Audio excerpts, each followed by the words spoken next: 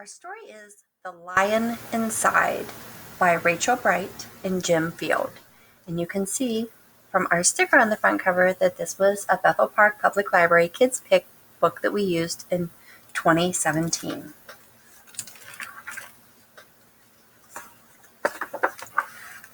And here we have on our half title page our title and then our little mouse who looks like he has got some scared feelings inside of him because he's reading a book called How to Roar.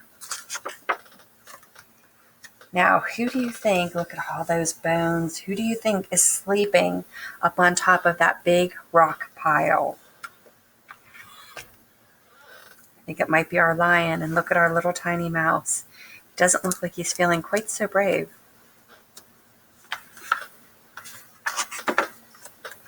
In a dry, dusty place where the sand sparkled gold stood a mighty flat rock, all craggy and old. And under that rock, in a tiny full house, lived the littlest, quietest, meekest brown mouse. Now, if you're meek, that means you're feeling a little bit shy, you're not very confident.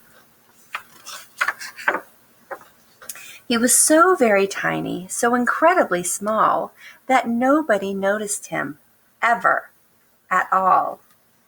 Here he is right down here. Hello? He got stepped on, ow, and sat on, ouch.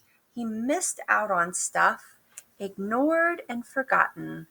His mouse life was tough. Meanwhile, far above, on top of the rock, times were quite different. It was lion o'clock. This huge, toothy creature made sure everyone saw how important he was by how loud he could roar.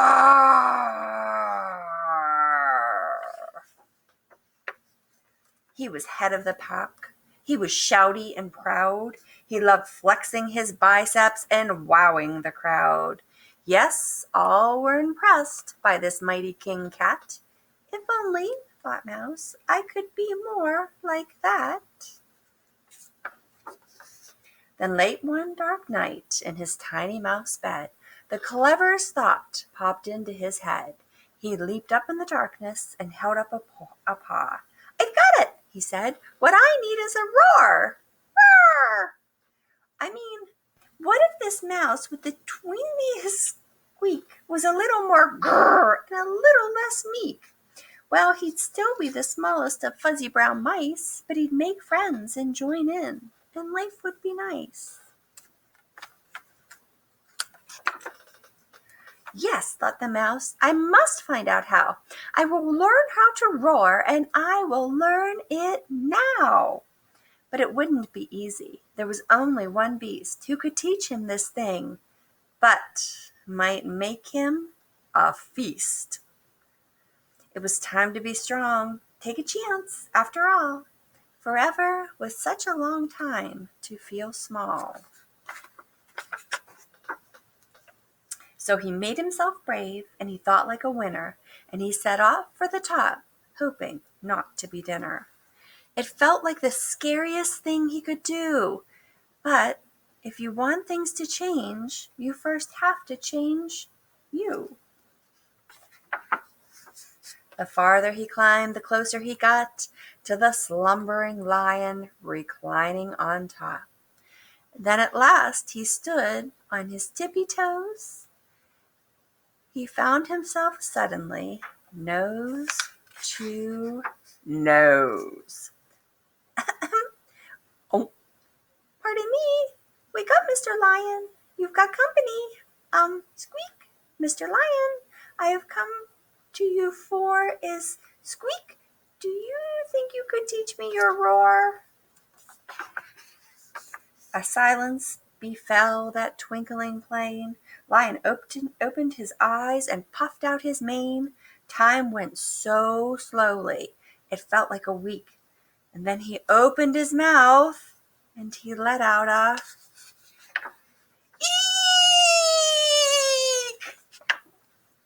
The lion curled up in a terrified ball. He didn't like this, not one bit at all. "Don't hurt me," he whimpered. "Oh, try to be nice." Well, this great, mighty lion was frightened of mice. "Don't worry," Mouse peeped. "I'm here as a friend. Let's hang out together, be pals to the end."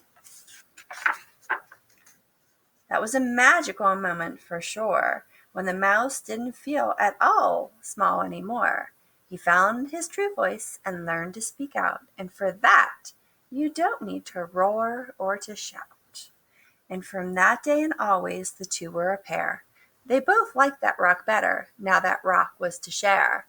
And the mouse, while still little, he felt big in his head. And the lion, he still roared, but with laughter instead. Ha ha ha ha ha ha ha.